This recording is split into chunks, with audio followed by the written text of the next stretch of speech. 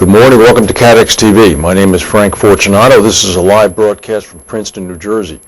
Today is Wednesday, March 25th, 2009. It's 11:30 a.m. Eastern Daylight Time in the U.S. It's still Standard Time in Britain. It's 3:30 p.m. In Bermuda, it's 12:30 p.m. If you need to contact us during the broadcast, phone in toll-free at 1-866-67-CATEX. Overseas, our instant mail address on AOL is CATEX-TV. We have one breaking story that came in after we put the edition to bed. It comes from the Department of Commerce. This is a report on the sale of new homes in the United States, increased by 4.7% in the month of February. It's now gone up to a seasonally adjusted rate of 337,000 a month. It's still extraordinarily low. It's the second lowest level on record. However, it has shown an increase now. This is the first increase in some time. Last month, for example, it dropped about 2.9%. So this, combined with the next story, are a possible harbinger of some things to come, hopefully. The stock market is up about 158 points. Now, to the other item, demand for machinery and other capital goods in the U.S. rose in February, driving up orders for durable goods by 3.4%. This according to the U.S. Commerce Department again. The unexpected rise in orders for big-ticket items marked the first increase after 6 straight monthly dips, an indication that the domestic demand may have bottomed out. Economists surveyed, for example, by MarketWatch, had been looking for total orders to fall 1.2%. Instead, they saw an uptick now with a 4.5% swing. Went up 3.4%, as I said. The monthly durable goods figure is seen as a key leading indicator for tracking the path of economic growth. The gain in February did not seem to be a fluke or due to one factor. Many sectors posted gains. Orders for capital goods, the kind of equipment that businesses need to increase or modernize production, jumped 11%. Machinery orders rose 13.5%. So the stock market is obviously pleased with this news. Some not so good news is coming from Standard & Poor's. They're apparently doing their mea culpa in response to some of the criticism they received for last year for rating everything perhaps a little bit over eagerly. Now what they're coming out with is a little bit of a warning, saying that they have moved the outlook on Berkshire Hathaway's AAA insurer financial strength ratings to negative from stable. Of course, they're following the lead from Fitch, which made the same move on the 15th of March. S&P said that it's affirming all its ratings on Berkshire and its core insurance subsidiaries, including the group's AAA counterparty credit rating, but that a decline in equity values in 2009 has reduced the statutory capital of the insurance operations, and an analysis of the capital adequacy indicates that the group's capital is no longer redundant at the AAA level. Standard & Poor's said any downgrade would probably be only one notch to AA+. Profit, of course, at Berkshire in 2008 dipped 62%, and its net worth fell about 9.6%.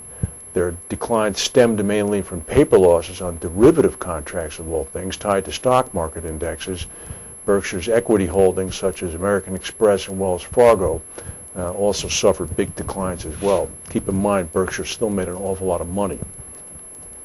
Out in the Midwest, the Red River, be on the lookout. Here we have a dog keeping an eye on the Red River. Off to the dog's left is a house already partially submerged.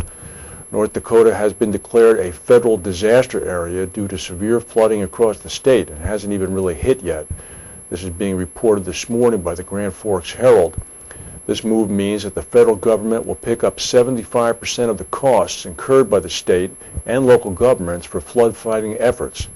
In eastern North Dakota, in Fargo, North Dakota, which is on the western bank of the Red River, residents and volunteers continue to race to build up dikes and fill as many as 1 million sandbags ahead of an expected Red River flood crest of up to 41 feet on Friday and Saturday.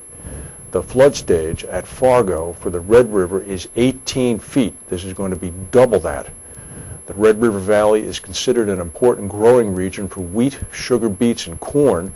Meanwhile, about 250 miles to the west, in the state capital Bismarck, residents were told to evacuate their homes when an ice jam caused flooding on the Missouri River.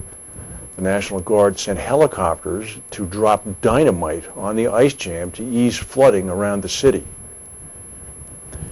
There was a strong 6.2 earthquake in the area of Papua New Guinea this morning. There were no immediate reports of any damage or casualties. It hit at 9:28 a.m. local time, about 73 miles southwest of Rabaul.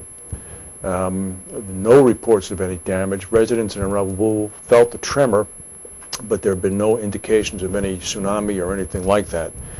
And further to the west, in Albania, there was a 4.4 earthquake about 3 hours ago, approximately 70 miles south of Tirana, the capital. No reports of any damage or injuries there. One of the reasons that Andrew Cuomo, the Attorney General of the state of New York, decided not to release the names of those executives at AIG who received bonuses was because he was conducting a security review. Subsequently, of course, the fact that a number of them decided to return their bonuses obviated the need for the Attorney General to go public. Well, the idea that the Attorney General had may not have been so unusual. In England, the Royal Bank of Scotland has received some $20+ billion from the government. Yesterday, the house of the former chief executive officer of the bank, Fred Goodwin, was vandalized and windows of his car were smashed. Mr. Goodwin has attracted criticism for keeping his $1 million pension despite a string of ill-timed acquisitions under his control that brought the bank under government control. Prime Minister Gordon Brown had also publicly called on Mr. Goodwin to surrender his pension. At least 3 windows on the ground floor level of his house in Edinburgh were smashed, and his black Mercedes S600 in the driveway was vandalized. Of course, the Royal Bank of Scotland had some security arrangements. They paid £300 a month for security arrangements for Mr. Goodwin. Mr. Goodwin became the target of public scorn and a symbol of the decline of Britain's banks because of the bank's losses. The group that is claiming responsibility for attacking Mr. Goodwin's house said this is just the beginning. Mr. Goodwin said he was shaken by the events. Emails that were sent to the Edinburgh Evening News in the early hours of the morning appeared to take responsibility for the vandalism. This one was from an email account called Bank Bosses Are Criminals at mail.com. It said, "We are angry that rich people like Goodwin are paying themselves a huge amount of money and living in luxury while ordinary people are made unemployed and homeless. This is a crime. This is just the beginning."